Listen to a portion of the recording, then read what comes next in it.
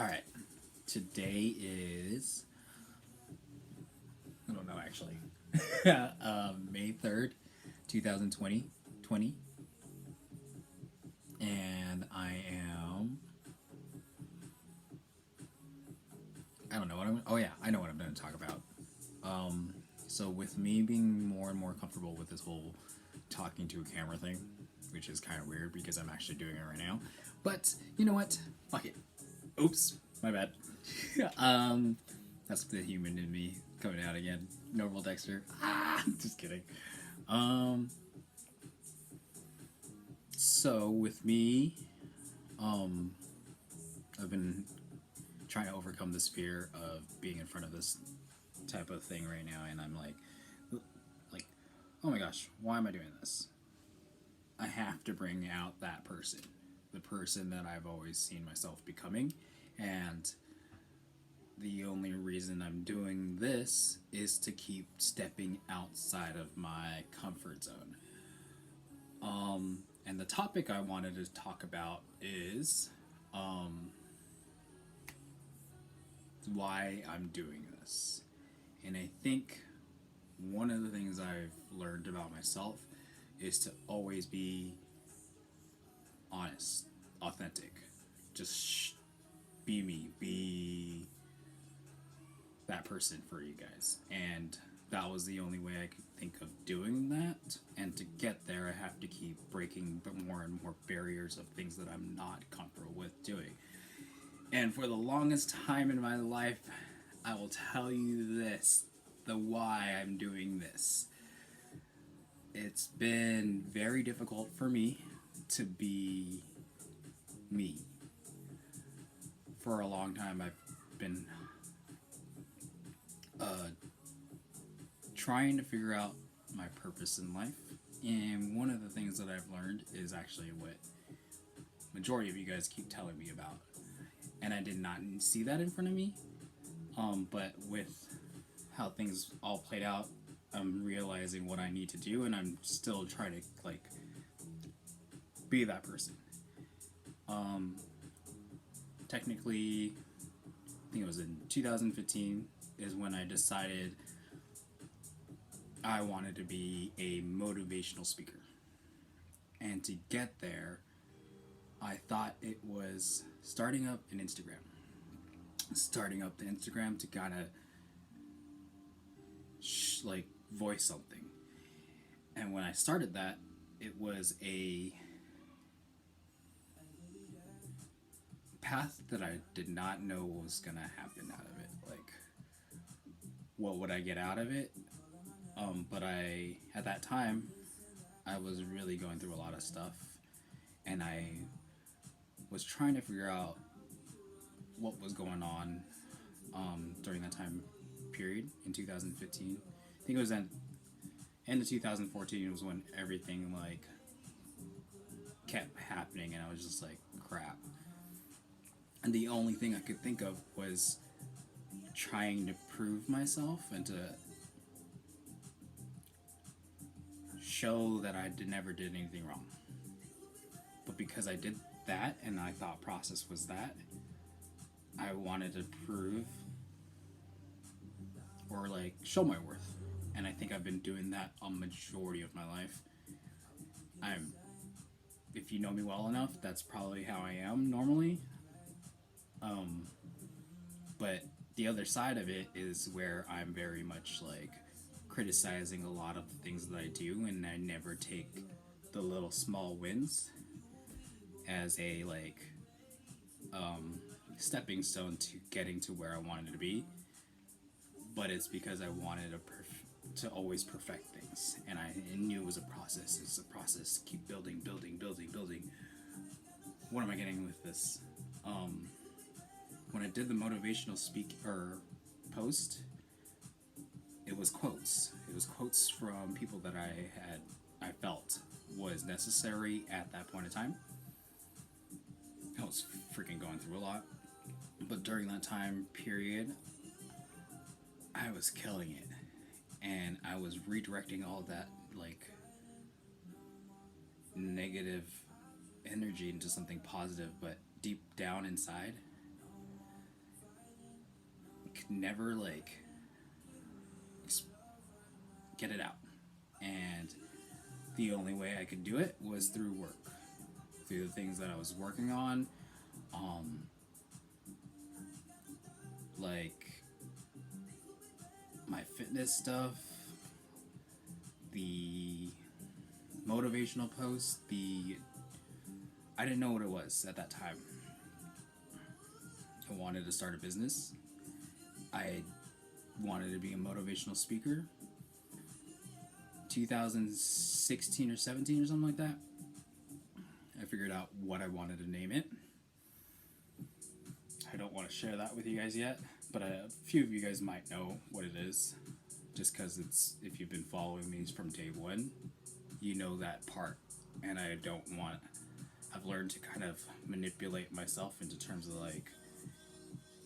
don't show everything, but also there's a quote that I wrote the other day from the book. I forgot what book. I think it was from Can't Hurt Me Now, Can't Hurt Me by David Goggins. And that quote is, tell the world what you intend to do, but first show it. And it's a good quote. And I'm going to keep doing what I felt at that time. I'm still that person chasing that part of it. I'm taking baby steps to get to that direction. I don't know what's going to happen, but I'm falling in love with the process. And my dream is to build this big, gigantic thing, and I'm to get there, I have to keep building my stuff. And to get there, I hope that my actions will influence others to kind of keep stepping out of the box, kind of be better, to take chances when you can, to kind of learn from those. The why? A majority of my life was spent sitting down, waiting for things to happen. And that's something that I didn't realize at that time. And a majority of my life I had spent waiting for someone to tell me what to do with my life, when I should have been just doing what I wanted to do. And because it finally hit me at some point, I know what point in my life it happened, I did it, and I was afraid. I think that biggest leap was in 2013. Started off 2014. 2013 I started it off, and I swallowed my pride, and I moved back home. It was one of those things where I didn't know what I was going to do, but a lot of things started happening to me in terms of change. And change was the thing that I was afraid of for a very, very, very long time. I hated it. I've hated it for a long time. My biggest change was actually moving from Japan to America. And that's the thing that I finally found peace a year ago with that. I'm still healing from it, but I'm very open about talking about it now because I put myself in a very, very dark hole that I could never get out. And to spend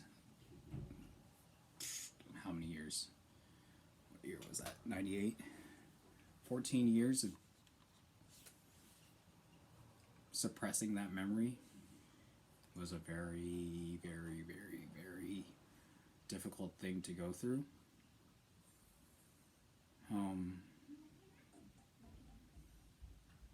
I hated it. Well, okay, stop.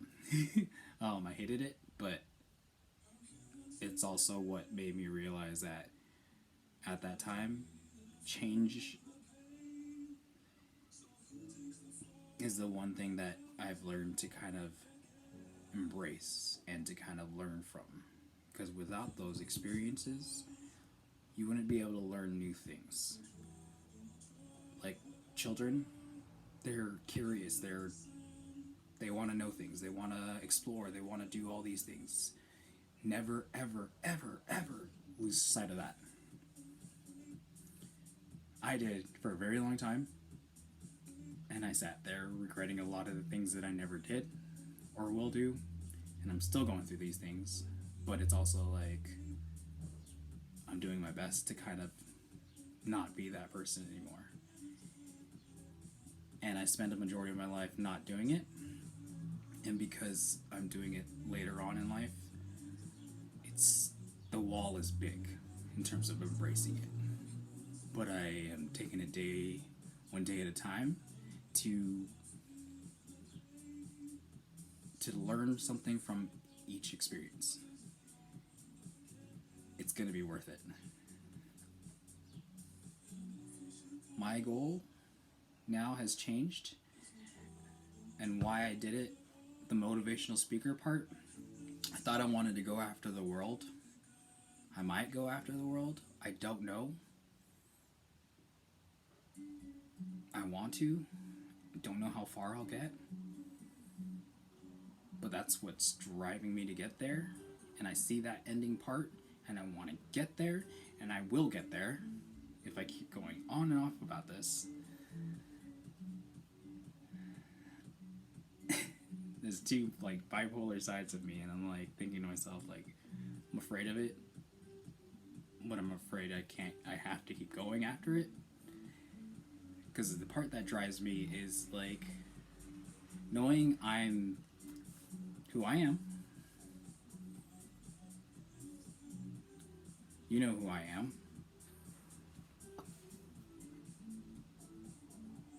The majority of my life I spent trying to figure out how to make people like me.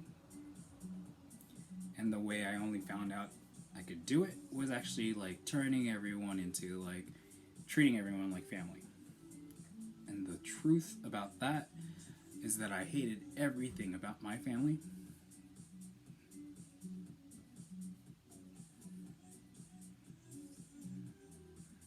That's actually the truth about that. Hated everything about me.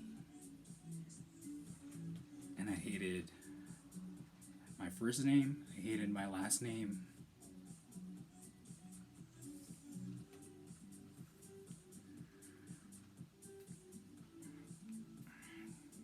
Hated a lot about my life. But that's why it's like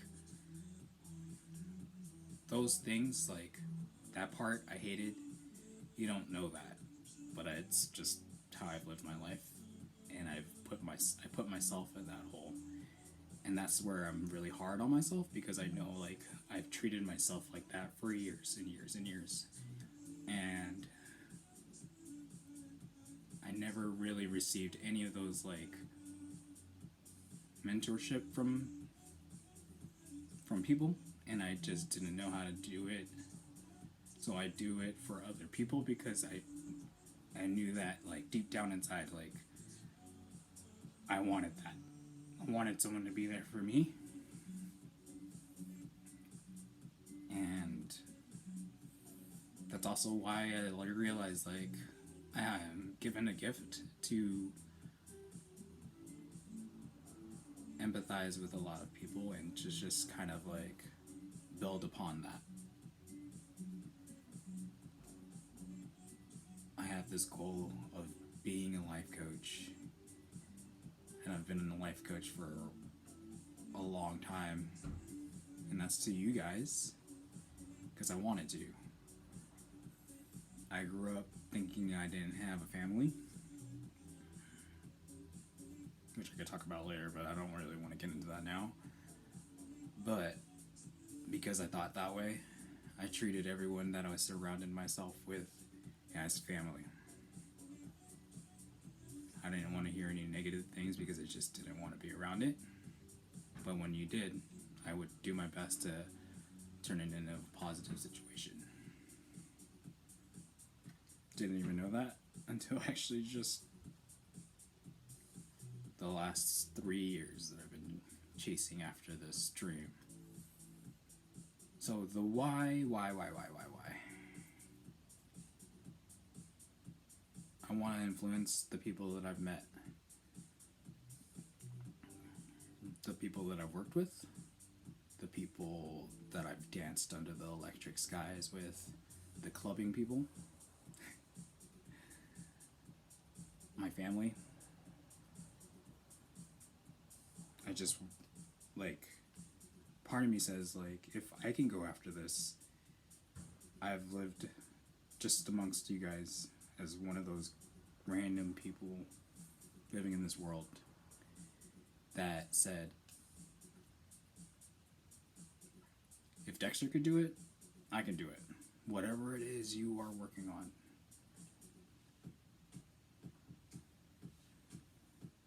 Didn't even know how this conversation would go just until now.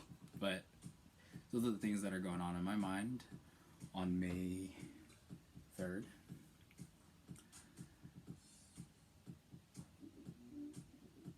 My advice for folks in what I'm doing is that to get to that goal, I have to keep focusing on myself. And what I want to tell you is focus on you. Everything else falls into place. I know for some of you folks that are watching this, or maybe I don't know if you're going to watch this or anything like that, I know this timing of what I'm saying might not make sense to you. But I hope at some point in your life that you understand that that feeling of uncomfortability is what you have to go after. I'm not like doing well, but I know I'm going to do well later. I'm going to keep investing into the things that I want to do and love what I do, and I hope all of the value of my investments gets to that, and I hope to push all of you guys into that direction, because I know deep down that leadership style is what I've been thriving off of.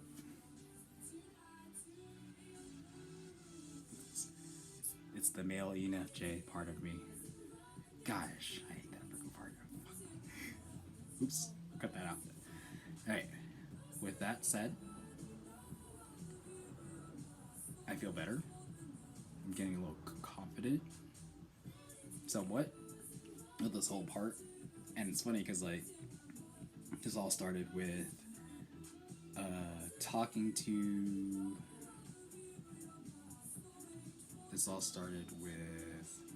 video games. Staring at the camera, having it on. 2 hours of gameplay, but me just streaming and playing. But I knew I had to figure out ways to get that experience out, and this is how I'm doing it, and I'm getting comfortable, but I'm not there. I have this rule of thumb of like 2190, 21 times to build a habit, then 90 times to build a lifestyle. This video is number 3 in the last 5 days. I've had some other videos, but I never like posted any of that. But this is something I want to do now, and during this quarantine time, I need to definitely make use of this time to kind of expand and be better, and to kind of force myself into uncomfortability and to kind of throw myself. And I've seen a lot of you guys do that too. Yes! Happy. Proud. With that said, peace out. Sorry, I heard that's a gang sign, so oops.